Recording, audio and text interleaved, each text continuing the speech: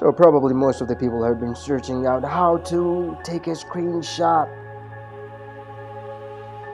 on your Mac or window, whatever you're using, but probably you find different answers, and sometimes you want a full page of screenshot and sometimes you want just a half of a page of a screenshot.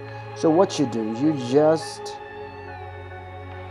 you gotta open whatever window you want to open. For example, we are going to the YouTube. Okay, we are going to the BBC News. Alright, well, what we do here, if you want a full screenshot, I mean really full screenshot, what you gotta press Shift, Command, and 3, the number 3. That's it. You heard the noise. And when you press Shift, Command, 3, it will ultimately it will take a picture, and here is on desktop. You got it? This is so clean.